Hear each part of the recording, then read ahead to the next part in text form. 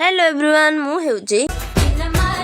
and welcome to a day in my life ला बुधवार राति पाइले माणबसा गुरुवार आमर जेहेतु शेर बसाई था शेष बल्ले बसा हुए मु चलली झुटी पकेबा तो अति प्रिय 16 कोटी पद्मर झुटी मु पकेदेली पकई सारा पर मु आसिली एठी पाहाच ऊपर देखो मो आंगुली कौन होईची मु सेटा टिके देखे दउची नखटा पूरा घुरी हितला तापर आज यूजुअल मु मोर सफा सफी करली देखंतु एठी मोर हे गला सफा किचन ए झुटी तो आपण माने वीडियो ऑलरेडी देखि सारथिबे मु काली पोस्ट कर देइथिली एक्चुअली मु ए झुटी पई 4 घंटा परिश्रम करथिली आ मते तो झुटी बहुत भल लागितला बहुत तापर एठी हमर घरे प्रस्तुत चलथिला पिठा आज हमर सब पिठा भोग होइजो जेहेतु आज हमर बसा हबो आज ही उज्जा हबो सेइथि पई देन एठी मा कहतला टी तार फोटो उठेबा पई फोटो उठे देइथिली तापर मोडी सखाळु गाधे पाधे ब्रश करी आसी खाउथिली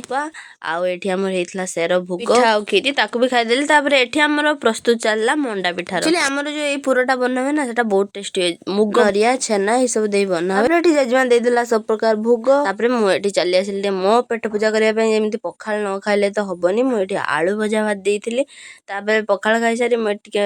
मंडा